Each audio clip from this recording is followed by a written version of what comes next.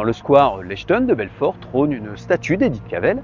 Cette infirmière britannique fusillée en Belgique en 1915 n'a jamais mis les pieds dans le Nord-Franche-Comté, mais la sculpture rendant hommage à son combat n'en possède pas moins une histoire intimement liée à l'esprit de résistance de la Cité du Lion. Je vous raconte tout ça.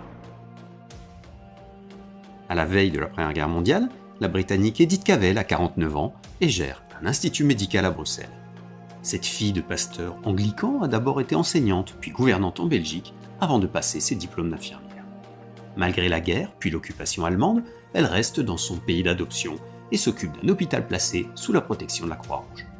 Peut-être est-elle en mission pour les services secrets britanniques, car en plus de prendre soin de blessés, elle participe à un réseau qui en 8 mois permet à 200 d'entre eux de s'échapper de la zone d'occupation allemande.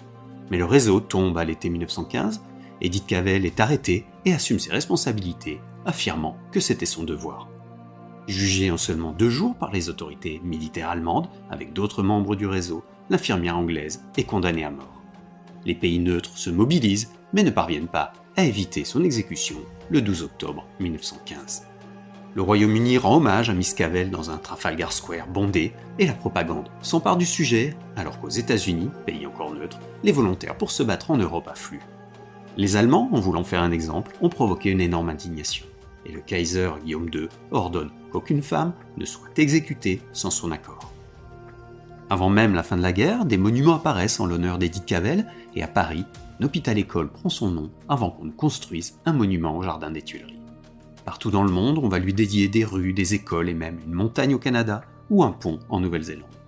Des timbres, des livres, des pièces de théâtre ou des films seront aussi consacrés à son histoire. En 1919, la dépouille d'Edith Cavell est transférée en Angleterre et une cérémonie a lieu dans l'abbaye de Westminster. L'exécution d'Edith Cavell durant la Première Guerre mondiale a suscité une émotion internationale. Après Paris, Belfort va devenir le 2e lieu en France à inaugurer un monument célébrant sa mémoire, une statue qui va vivre une histoire mouvementée qui ne fera que renforcer le rapprochement entre la ville et l'infirmière martyre. En 1919, le sculpteur français Hippolyte Lefebvre crée une statue de marbre blanc à l'effigie d'Edith Cavell qui pèse 1,7 tonnes. Elle est acquise par l'État et offerte à la ville de Belfort afin d'illustrer son esprit de résistance contre la promesse d'être visible par tous. La sculpture est positionnée devant l'hôpital civil et lors de son inauguration le 7 août 1926, le maire de Belfort, Édouard Lévy-Grunewald, rend hommage à travers elle au dévouement de tous ceux qui se consacrent au service des hôpitaux.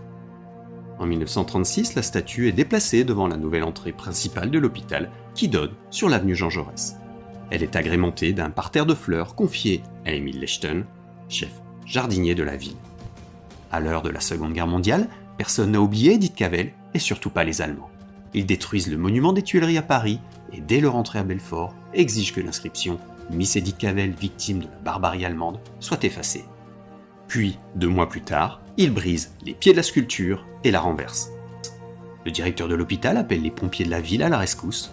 Ceux-ci, dont un certain George Blint, qui deviendra le mystérieux fusillé souriant, cache la statue dans les réserves de l'hôpital. La commandante Tour ne la recherche pas, mais exige que le socle soit enlevé afin d'effacer toute trace de sa présence. Après-guerre, le monument de Paris consacré à Edith Cavell n'est pas reconstruit dans un souci d'apaisement franco-allemand.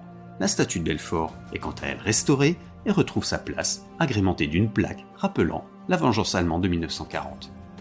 Si son nez a dû être réparé, la statue n'a plus bougé jusqu'au déménagement de l'hôpital à Trévenans et il a fallu lui trouver un nouvel emplacement visible de tous afin de respecter la promesse de 1925.